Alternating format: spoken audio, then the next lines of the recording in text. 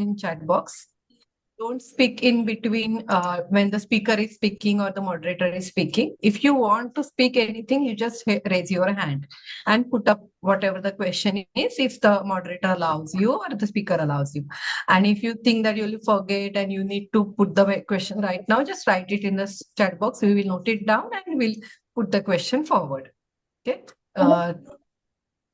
You can keep your video on. See the where is it possible for you to keep the video on for whole 90 minutes, or keep in between on during the beginning of the session and end of the session. We'll click the group picture. For that, we'll need your videos on. Okay. The session is getting recorded for the purpose, and this is only for the limited who are winners. This session is, we are not publishing outside on any social media right now. Okay. Shall we begin? All are ready? Can I get some thumbs up?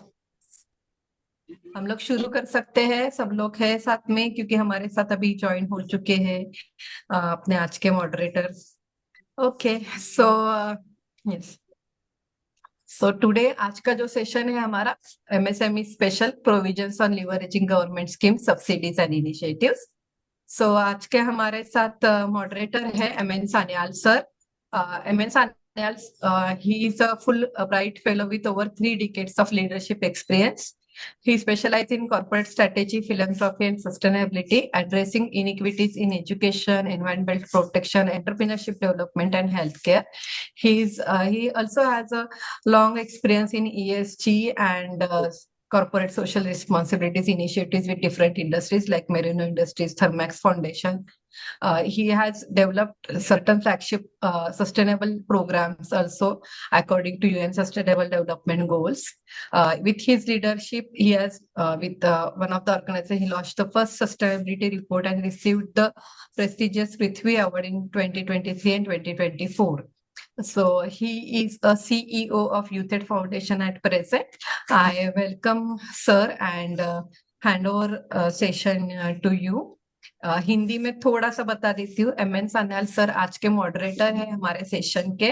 वो speaker के बारे में भी बताएंगे. वो हमारे youth foundation के CEO है और लास्ट 30 सालों से वो सोशल डेवलपमेंट सेक्टर में काम कर रहे हैं और कॉर्पोरेट सोशल रिस्पॉन्सिबिलिटी का भी उन्होंने काम किया है डिफरेंट ऑर्गेनाइजेशंस कंपनीज के साथ. और सर मैं आपको वेलकम करती हूँ और हम लोग सेशन स्टार्ट कर सकते हैं आज का बूट कैंप का day 1. Thank you. Good. Thank you, Jyotsna. Thanks a lot. And first of all, मैं आप सबको congratulate करना चाहता हूँ क्योंकि आप लोग सब यहाँ तक पहुँचे हैं after your first initial screening होने के बाद आप लोग यहाँ पर आज ये बूट कैंप ज्वाइन कर रहे हैं. And I am sure कि इस बूट कैंप के द्वारा आपको और भी जो भी आपकी क्वेश्चंस है, कोई क्वेरीज है, वो ओवर द ये 7 दिनों का बूट कैंप होगा तो उन 7 दिनों में आपको बिजनेस के विभिन्न पहलुओं पर आप लोगों को जानकारी मिल पाएगी. तो बड़े ही मुझे ये सबसे आप लोगों से रिक्वेस्ट है कि आप लोग सभी कोई इससे भरपूर पूरी तरीके से फायदा लें, जिससे कि आपको खुद अपने बिजनेस में तो फायदा हो ही, और साथ ही साथ किस तरीके से आप आगे चल के नेशनल जो समिट होगा 5 से 7 फरवरी तक, आप उसमें किस तरीके से और बेहतरीन तरीके से पिच कर सकते हैं अपनी जो बिजनेस आइडिया है, क्योंकि वहां पर अलग अलग राज्यों से करीब करीब 20 राज्यों से हमारे उद्योजक जुड़ रहे हैं. तो starting with that, so once again I welcome you all. आज का जो सेशन है वो एक कई दृष्टियों से महत्वपूर्ण है, लेकिन सबसे पहले आप लोग यहाँ पर जो आज आए हैं, इस लेवल तक पहुंचे हैं, वो एक अपने आप में बड़ी क्या कहते हैं अचीवमेंट है. और यहाँ पर हम लोगों का जब बिजनेस शुरू हो जाती है, सबसे पहले तो खुद का बिजनेस शुरू करना रहता है. और बिजनेस में जब तक आप खुद अपने आप से उसमें लग के इन खुद का इन्वेस्टमेंट करके आप अगर बिजनेस चालू नहीं करेंगे तो फिर उसमें आपको चल के भविष्य में प्रॉब्लम आ सकती है। तो इसीलिए खुद का उसमें हम लोग कोशिश करते हैं कि कभी कभी हमारे दिमाग में ऐसी बात आती है कि चलो ठीक है, गवर्नमेंट प्रोग्राम से हमें बहुत कुछ जानकारी फायदा मिल सकता है तो हम पहले फायदा ले लें। लेकिन नहीं, आपको पहले अपने बिजनेस के बारे में सोचना है, बिजनेस को देखना है कि किस तरीके से आपकी बिजनेस की एक्चुअल में जरूरत है कि नहीं। और फिर उसके बाद आपको हो सके उसमें आप अगर जरूरत पड़े कि बिजनेस में वो वाकई में जरूरत है, तभी चल के आप उसमें आप अपना जो वेरियस गवर्नमेंट स्कीम्स है उसके आप फायदा ले सकते हैं। तो आज हम लोगों के साथ इसी बारे में आप लोगों को और अधिक जानकारी देंगे। हमारे साथ जुड़े हुए हैं जो आज हमारे एक्सपर्ट हैं और हमारे मित्र भी हैं। मैं थोड़ा इंग्लिश और हिंदी, अच्छा इसमें सब हिंदी सबके लिए कंफर्टेबल है या इंग्लिश सबके लिए कंफर्टेबल है? Is anything there like that कि if everyone is comfortable in Hindi then we can talk in Hindi, or if you want a mix of Hindi and English, that is also fine. Okay, ठीक है, thank you. तो ठीक है, हम English और Hindi mix करके will talk about it. अच्छा, तो हमारे साथ जो आज एक्सपर्ट जुड़े हुए हैं, मिस्टर सोहेल खान। सोहेल जी एक काफी अनुभवी व्यक्ति हैं and he is public policy and social innovation professional है। वो अभी जो है अभी वो तेलंगाना इनोवेशन सेल, जो कि गवर्नमेंट ऑफ तेलंगाना का एक ऑर्गेनाइजेशन है, उसके साथ वो जुड़े हुए हैं as lead innovation social and grass roots. तो उनका जो काम है, इट इज बेसिकली किस तरीके से हम ग्रास रूट्स इनोवेशंस को आइडेंटिफाई करें, उन्हें उनको नर्चर करें और उन्हें हम कैसे स्केल अप करें, और कम्युनिटी लेड सॉल्यूशंस क्या क्या हो सकते हैं अक्रॉस द स्टेट तेलंगाना के। तो ये उनका खासियत है, वो इस लेवल पे अपना काम करते हैं। और मुझे जाहिर है कि उनका ये अनुभव आप सबों के लिए, क्योंकि आप लोग सब कुछ न कुछ बिजनेस में इनोवेशन का रूप लाना चाहते हैं, इनोवेशन करना चाहते हैं जिससे कि आपके बिजनेस की और आगे बढ़ोतरी हो। तो उस दृष्टिकोण से इनका अनुभव बहुत ही आप लोगों के लिए फायदेमंद होगा। His role also involves mentoring entrepreneurs, designing hello. impact programs, building hello. partnerships, and strengthening inclusive innovation ecosystem। तो इनका जो काम है वो एक किस तरह से एक हम लोगों का एक इंक्लूसिव वातावरण बनाए जिससे कि हमारा बिजनेस को और हम एक पार्टनरशिप के द्वारा हम बिजनेस को और स्ट्रेंथन कर सके, बढ़ा सके। ये पहले महात्मा गांधी नेशनल फेलो रह चुके हैं with the ministry of skill development and entrepreneurship. उन्होंने ही supported district administration in skill development and livelihood initiatives में। सोहेल जी अपने साथ काफी अनुभव लाते हैं programme management, stakeholder engagement and sustainable development, which is contributing to social impact through innovation and entrepreneurship. So, Sohail ji, on behalf of Youth Aid Foundation and all the entrepreneurs, I welcome you for this first our boot camp, the first day of our boot camp. I now hand it over to you to guide our entrepreneurs and share your experience. Thank you. Thank you very much sir. मेरी आवाज आ रही है? Can everyone hear me? A quick thumbs up. बिल्कुल। Good, very good. First of all, आप सबको एक नया नया साल मुबारक हो, and I wish all of you a very happy and pleasant year going further. And अगले मेरे जो 1 घंटे का ऑड जो टाइम है, इसमें मैं दोनों हिंदी और इंग्लिश में अनुवाद रखूंगा अपना, ताकि just so that we are trying to be more inclusive and सबको मेरी बात या जो भी डिस्कशन के पॉइंटर्स हैं, all of that is clear. तो मेरे को दिया गया था कि मैं आपसे एमएसएमई या सरकार की जो स्कीम्स होती हैं, what will be the provisions, इसके benefits what are they and how do we apply for them, तो इसके बारे में थोड़ी बातचीत करने के लिए।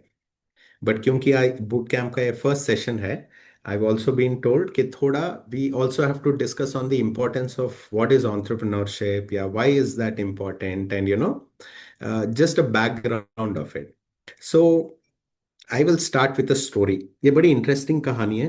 ये कहानी, this has this completely change my life in the way I look at, या मेरी मेरे जो परसेप्शंस थे या मेरी जो आलोचना थी कुछ चीज़ों के बारे में, इट कंप्लीटली चेंज्ड।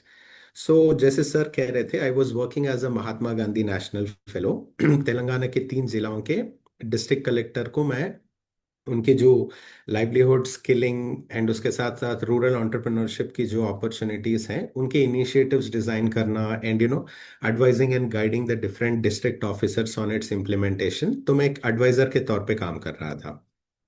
तो 2 साल I was living in the districts, गांव में रहा करता था मैं, घूमना फिरना चलन फिरन सब विद द रूरल सिटीजन्स। तो एक बार ये हुआ था कि मैं किराने की दुकान के पास खड़ा हूँ, and there was a young boy. तो मैं, गांव में तो आप जानते ही होंगे, किराने की दुकान से सब कुछ चलता है, सुपर मार्केट ये सब तो नहीं होता, राइट।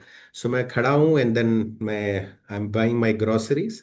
तो मेरे साइड में एक लड़का आके खड़ा हो गया, होगा कुछ 7-8 साल का लड़का होगा, खड़ा है मेरे साइड में। तो उसके जैसे कपड़े थे और वो जैसे खड़ा था मेरे साइड में, हम सब हमारी जजमेंट होती है, हमारे बायस होते हैं, तो मैं भी सोचने लग गया शायद बच्चा कुछ चाहता होगा, क्या चाहता होगा, मे बी अ चॉकलेट या बिस्किट पैकेट या समथिंग लाइक दैट। तो मैं उसको 2 मिनट वेट करवाया, फिर 2 मिनट के बाद पूछा मैंने उससे कि बेटा क्या चाहिए तेरे को।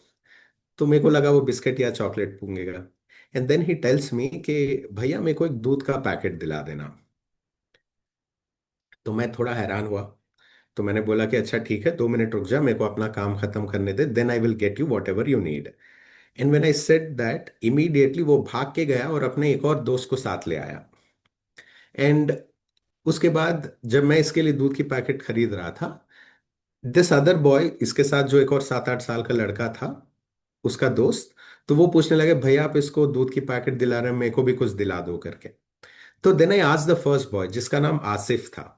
आसिफ से पूछा मैंने कि व्हाट विल यू डू, ये दूध के पैकेट का क्या करोगे। मतलब मेरे दिमाग में तो ऐसा था कि ठीक है घर ले जाएगा शायद, घर पे जरूरत होगी। But what this boy tells me is that कि भैया मैं इस दूध का ना चाय बना के बेचूंगा। तो ये 8 साल का बच्चा मुझसे पूछ रहा है कि मैं इसका चाय बना के बेचूंगा। I am very surprised. And तो दूसरे लड़के से पूछा मैंने, और बेटा तेरे को क्या चाहिए। एंड ये दूसरा लड़का बोलता है भैया ये चाय बना के बेचेगा, चाय हमारे यहाँ तो कोई खाली चाय तो नहीं पीते, तो मेरे को वो जो रस्क बिस्किट का जो रस्क का पैकेट होता है ना वो दिला देना, मैं इसके, ये चाय बेचेगा, मैं चाय के साथ इसकी रस्क के बिस्किट बेच दूंगा। तो दूसरे लड़के का नाम था रवि। तो आसिफ और रवि मेरी उनसे 1-2 मिनट की जो बातचीत हुई, ये 1-2 मिनट में they left a very deep impression on me. दोनों 7-8 साल के लड़के ही थे। तो ठीक है, मैंने दोनों को बिस्किट पैकेट और वो दूध का पैकेट दिला दिया और वो अपने रास्ते चले गए और मैं अपने रास्ते। लेकिन पिछले अगले कुछ दिनों के लिए I was still recollecting that कि what happened that day, where did those boys come from, who are they, where did they, what did they do of it, did they really make chai and sell, या biscuit या रस से बेचा क्या नहीं।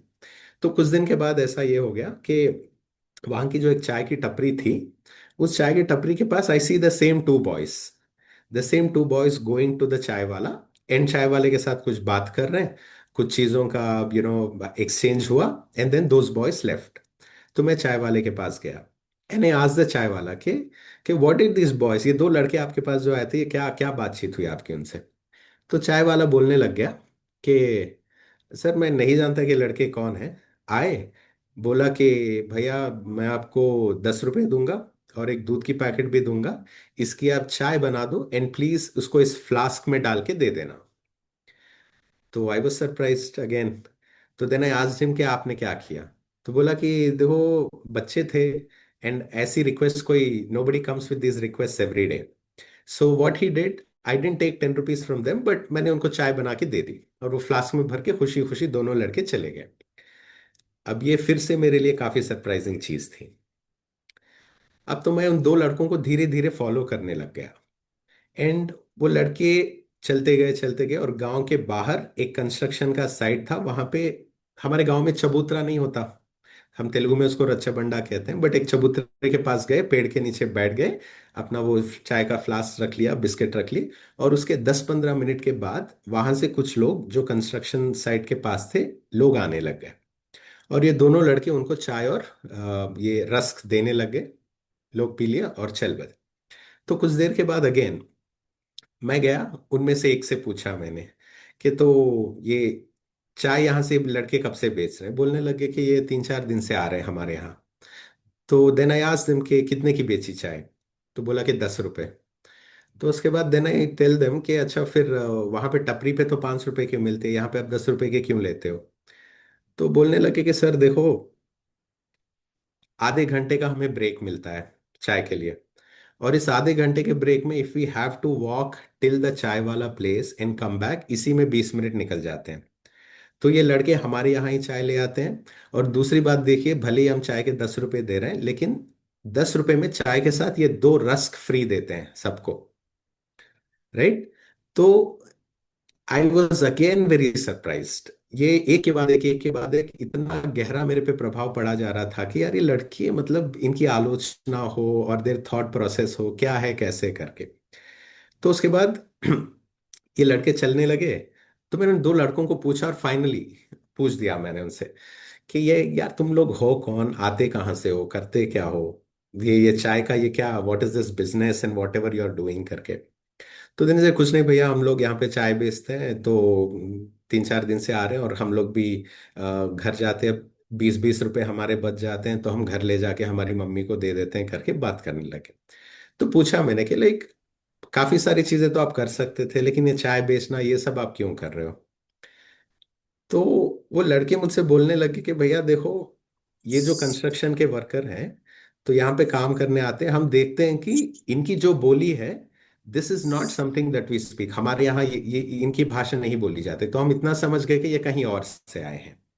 और दूसरी बात यह है कि हम देखते हैं कि ये पूरा दिन धूप में रह के काम करते हैं, और इनको ना वो सिर्फ आधे आधे घंटे का, दोपहर में एक बार, शाम को एक बार चाय पीने का ब्रेक मिलता है। So that is when they keep walking all the way. तो हम ये बस इतना चाहते थे कि हम इनके लिए कुछ करें। We wanted to solve their problem. So what they did is that कि let us try and make chai and go and sell it to them. तो इस वजह से ये हमें 10 रुपए भी दे देते हैं हर चाय के, और उसके साथ साथ these people, they at least spend 10 minutes with their co-workers, happily घर की बात करते हैं या अपने एक दूसरे दोस्तों के साथ थोड़ा टाइम स्पेंड करते हैं, देन चले जाते हैं। तो इसीलिए हमें लगा कि हमें ये प्रॉब्लम सॉल्व करना है, इसीलिए we used to come sit here and do all of this. अब कहानी यहाँ पे समाप्त होती है। तो अब ये मेरी आलोचना। तो मैं इंडियन इंस्टीट्यूट ऑफ मैनेजमेंट से पब्लिक पॉलिसी और मैनेजमेंट पढ़ी मैंने, और 2 साल में मेरी जितनी बिजनेस के बारे में या एंटरप्रेन्योरशिप के बारे में या स्टेक होल्डर के बारे में बहुत सारी चीजें सीखी, इन दो लड़कों ने मेरे को ये 2-3 दिन के अंदर सिखा दिया। अब देखिए पहली बात, अब ये चीज आप थोड़ा इस पे तवज्जो इसीलिए दीजिए क्योंकि this applies to a lot of entrepreneurship, this applies to problem solving, this applies to different aspects of your business or your entrepreneurial journey also। पहली बात, तो आप सब किसी ना किसी तरीके का एक सॉल्यूशन बिल्ड कर रहे हैं, and every single one of you is wanting to scale up a solution and take it further, make it big into a business sometime, चाहे वो एक माइक्रो या स्मॉल बिजनेस क्यों ना हो, चाहे वो एक स्टार्टअप क्यों ना हो, but all of you are trying to solve a problem. चाहे वो बिजनेस हो, you are trying to solve the problem of supply demand, चाहे आप एक ऑन्टरप्रनोर या इनोवेटर हो, you are trying to solve a specific problem जिसका solution आप या तो नया खोज रहे हो, और you are trying to make it easier what exist. तो अब आप सोच के देखिए, सबसे पहले जो है, whenever you are building something, in one of the ways, after your idea, after your solution, everything is validated. One of the first things that you will need is, आपको ग्रोथ स्टार्ट करने के लिए you will need some initial funding, जिसको हम seed fund और whatever we call it as, some sort of initial funding. When these two boys came to me, did they know me? They did not know me. But still, उनके जेब से there was not a single penny जो बाहर निकला। मैंने उनको दूध की पैकेट खरीद के दी, और मैंने उनको वो रस की पैकेट खरीद के दी। The expense that should have come from them. तो इसको हम सीड फंडिंग कहते हैं या एंजल इन्वेस्टमेंट कहते हैं, अलग अलग तरीके पे। तो मैं बन गया उनका एंजल इन्वेस्टर या सीड फंडर, राइट।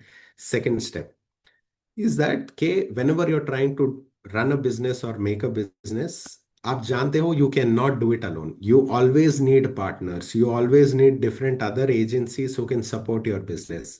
अब जब Asif came to me, he did not come alone. He came with another partner who was Ravi. दूसरी learning. तीसरी learning, as a small business owner, as an innovator, as a startup, you cannot do everything. कुछ ऐसे task होते हैं that you will have to outsource, right. अब for example, आप कोई अच्छी चीज बना रहे हो एंड उसकी पैकेजिंग भी आप इन हाउस करोगे, तो आपका शायद खर्चा बढ़ जाएगा। तो what you will do, you will outsource the packaging to a third agency. Similarly, these boys they did not make the chai themselves. They took the chai or the doodh packet and the money to the chai wala, because the chai wala can do it better than them. They went to somebody who is very good at doing it, right? So they got the right expertise. So this was the third learning, which was outsourcing. अब उसके बाद the fourth part is that के they did not go selling the chai in the village, क्योंकि you understand कि गांव में कितने सारे चाय के टपरियां होंगी, कितने लोग चाय बेचते होंगे, you know. But what these boys did, they went to a very new place जहां पे चाय नहीं मिलती. So if you understand, they did not get into the competition where it already exists. They went to a new place जहां पे किसी चीज की डिमांड क्रिएट की, एंड देन वहां से they started selling their product, and पूरा full sell हो जाता था। So am I clear? So यहाँ पे what these boys did, they did a very clear market analysis also, कि मार्केट, आपकी प्रोडक्ट की पोजीशनिंग कहाँ होनी चाहिए, आपके प्रोडक्ट की प्राइसिंग कितनी होनी चाहिए, एंड आपका प्रोडक्ट जो है वो कहाँ बिकेगा, लेने वाले कौन होंगे। सो ये मार्केट से जो आपकी परख बनती है, मार्केट से जो आप अंडरस्टैंडिंग लेते हो, this is very very important before you start working on something, before you start a business, और before you start creating a solution, right. And ये हो गई थी फोर्थ लर्निंग। एंड एक और पॉइंट जो फाइनल पॉइंट था, इज दैट कि ये जो दो लड़के थे, now they did not want to just make money out of it. They were, because when I spoke to them, they didn't tell me कि हमें पैसे बनाने थे या घर कुछ वापस ले जाना था। This was not the point. उनका पॉइंट ये था कि कोई तकलीफ में है, and we want to solve that problem, we want to make it easier for someone else, we want to make it, make some resource accessible to someone else, right. जैसे वो माइग्रेंट वर्कर्स की जो problem थी, they understood their problem, and then they try to create a solution. तो यहाँ पे it is a very, एक एक ह्यूमन एलिमेंट, एक इमोशन का एलिमेंट आ जाता है, राइट। सो अब आप ये सारी चीजों को please apply these two your personal stories, या आपका पर्सनल जर्नी, या आपका जो पर्सनल एस्पिरेशन या एंटरप्राइज है, इसको आप अप्लाई करके देखिए। इन दो लड़कों ने जो मेरे को सीख दे गए, and this learning applies across all sorts of entrepreneurship, innovation हो गया, और बिजनेस, माइक्रो बिजनेस या स्मॉल बिजनेस हो गया। Fundamentally, to summarise, if you are creating a solution, if you are creating a business, सबसे पहले it should be to solve a problem. सोच लीजिए, you want to set up a small kirana store in your village, small business है, but there is already a kirana store available. तो अगर if you set up the same store again, you are going to hurt both the businesses. जो किराना store है उसका भी business hurt होगा, और आप जो नया बिजनेस अपना डालोगे वो भी हर्ट होगा। तो जहां पे ऑलरेडी एक तरीके की डिमांड है, वहां पे if you create a supply, your business will grow. But if at all you're trying to create a supply where there is no demand, you're only going to make it difficult for the business to survive, right? And दूसरी चीज ये है कि whenever you are trying to solve a problem, जैसे innovation का हो गया या फाउंडर का, स्टार्टअप का हो गया, तो growth is not very slow, fast. It is going to be slow paced, right? So when it is slow paced, the point यहाँ पे is that कि if you want to grow quickly, you need to understand where you're placing it, what your solution is. And सबसे पहले, if you're a founder, if you're a startup founder, या if it or you're a business founder, जो भी हो, आपको लगेगा कि मेरा बिजनेस इज वेरी गुड, मेरा business plan is very good, my idea is very good, all of this is amazing, brilliant. आपके जो मेंटर होंगे या people who advise you, guide you, all of these people can give you a certificate के yes this a very good idea. But the main thing is that के आपकी जो certificate आपको जो लेनी होगी, this is not from them. Technical validation हो गया या क्वालिटी हो गया, all of this is something that can be validated. But आपका बिजनेस या आपका आइडिया जो है एज अ स्टार्टअप और a business founder, it will only survive if at all your market accepts it. Correct? अब मैं I give you very quick example again. तो अब आप देखिए, एक छोटा सा गांव था, ठीक है, तीन चार गांव, छोटा मंडल या तालुक समझ लीजिए. So what happened is that के there was a person who wanted to start a new business. Okay. And what he said, उसके नीचे he had two people who were working under him. So what he does, he sends the first person to this village, दो villages, and he tells के जाओ, जाके market survey करके आओ and try and see if at all we can put our products in that village. सो इनकी क्या company थी? These people were building एक शूज की कंपनी थी. तो पहला दिन, पहले दो विलेज में एक लड़का गया और दूसरे दो विलेज में एक और लड़का गया, एंड दोनों they come back with their reporting. And they tell the master के, आई मीन द फाउंडर के, द पहला विलेज, पहले दो विलेज वाला ही सेज के, sir we can not keep a shoe company there, क्योंकि वहां के लोग, everybody is only wearing chappal, and even if you give them shoes we can not survive, and आपका पैसा बर्बाद कर दोगे. तो उसके बाद he talks to the second person. जो सेकंड पर्सन है वो लड़का आके बोलता है कि सर मैं तो कहता हूं कि आप ये दो विलेज नहीं, इसके साइड के चार विलेज में भी आप कंपनी का लगा दो, क्योंकि यहां पे nobody is wearing shoes and we can capture this market. So अब देख रहे हो, दोनों में रिपोर्टिंग सेम चीज हुई थी. रिपोर्टिंग फैक्ट क्या था? The fact is that nobody in these two villages or in these two villages is wearing shoes. But in the first, the mindset is that ke, the market already here is captured. Like, we cannot do anything about it. But in the second case, the other person says के यहाँ के इतना market है, कोई शू पहन ही नहीं रहा है, तो let us be the first one to create a market for that. So या तो आप ऐसे जगह पे जाइए जहां आपका ट्रेडिशनल बिजनेस हो, तो सप्लाई आप क्रिएट करना मुश्किल होगी, क्योंकि वहां पे डिमांड ऑलरेडी मेट है. In that case what will happen is you have to be innovative. एक तरीके का डिजाइन जा रहा है तो आप शायद नए तरीके का डिजाइन लाइए. But if at all there is no market at all, it is opportunity for you to capture the market, right? So ये दो कहानियां मैं इसीलिए बता रहा था क्योंकि this gives you a lot of insight into how entrepreneurship works. It is not about money, it is not about क्योंकि एक बार आपका प्रोडक्ट या आपका बिजनेस स्केल अप होना चालू होगा, जो फाइनेंस है that will automatically keep coming in. But more important is you have to create that impact or solve that problem or identify how much value your business is creating. Right? If at all आपका business कोई value create नहीं कर रहा है, it only means that शायद कल या शायद परसों your business will have to shut down. But nobody starts a business with the idea कि मेरा बिजनेस सिर्फ मैं 3 महीनों के लिए चलाऊंगा या 3 साल के लिए चलाऊंगा.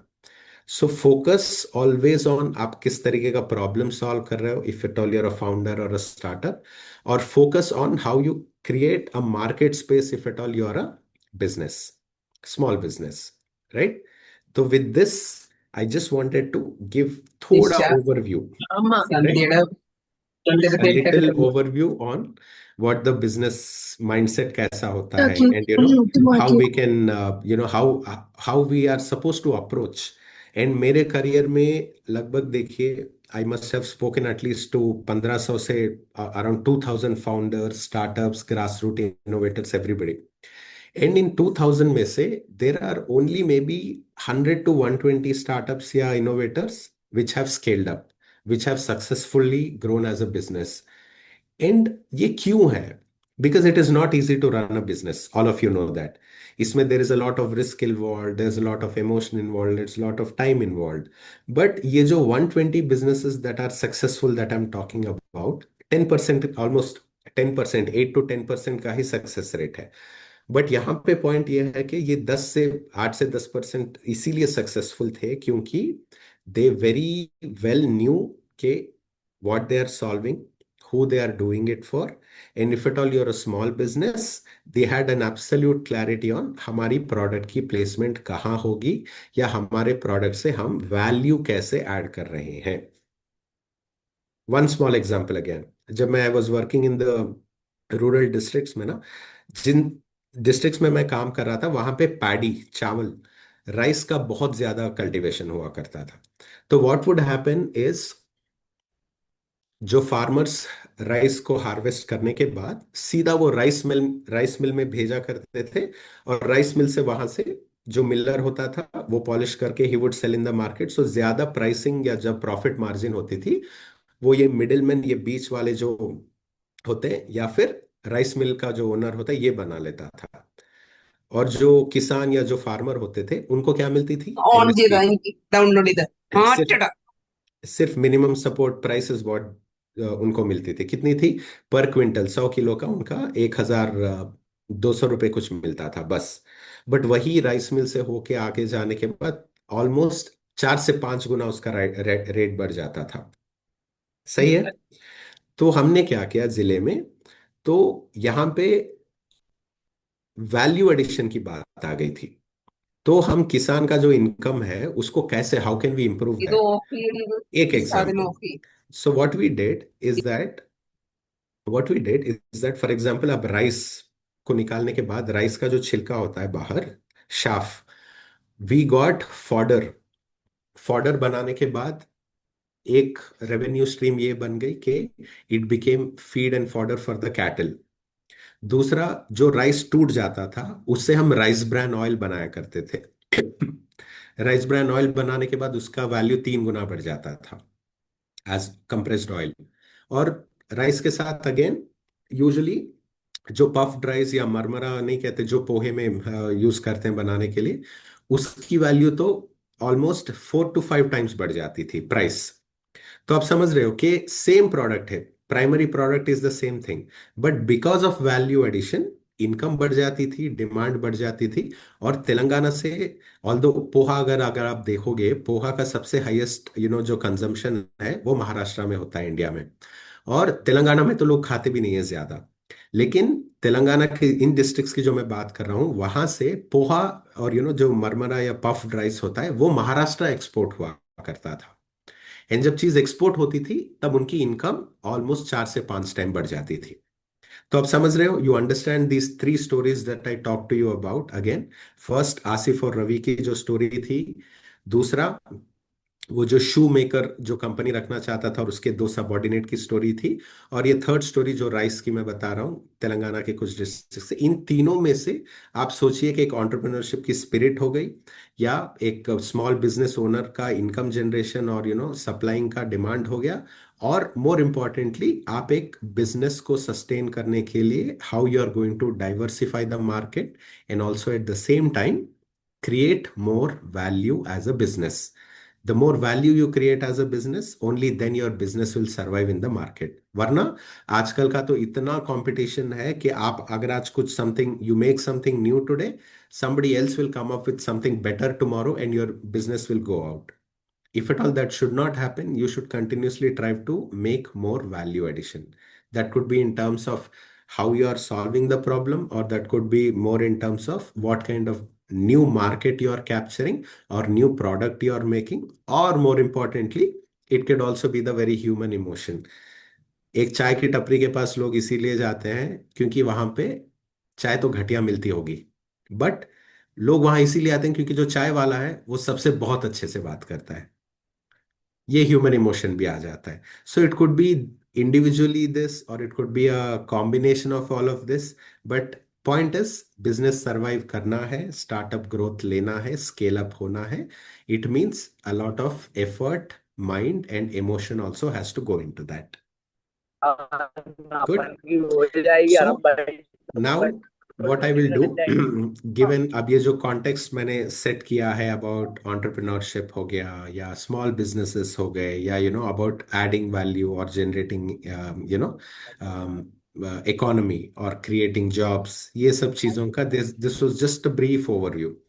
Now what I will do is I'm going to move Well, to the before MSME aspect. you go to the MSME aspect, Yeah. let me just briefly, because there were some people who were asking it to be in English, so I will just briefly summarize it. Yes, please. Yes, please. And I am just now, for the English audience, I am just briefly summarizing in English what Sohelji mentioned about the how about the business various nuances. He gave 3 examples, and the first one was of Ravi and Asif. And see, what he mentioned was to be in a nutshell, one thing is very important to understand: any business or anything that you are doing, what kind of problem it is solving. So that once you understand the exact problem, then if you are if you have the solution to that, people will buy it. Or initially, he mentioned about these 2 little kids who got the seed funding from Sohelji, and then so he was a sort of angel investor for them. And then they got into partnership. They outsourced it to a tea maker who was making tea, outsourced their milk and milk packet to make tea. Then they identified a place which is a different location where uh, uh, there was a need and there was a demand for that. So they did a proper market analysis for setting up their own businesses, if you term it as a business. And then, of course, there was another very important aspect he mentioned was the emotional element that needs to that touches people's emotion. वहां पर in that place, in that where the construction workers were coming in, they wanted to have a chai, and they wanted it was taking a time to go to a different place to have tea.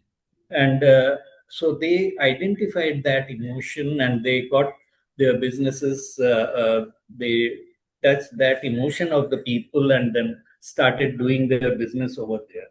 And another thing what he mentioned was you need to understand whether there is a market acceptance for your product or not.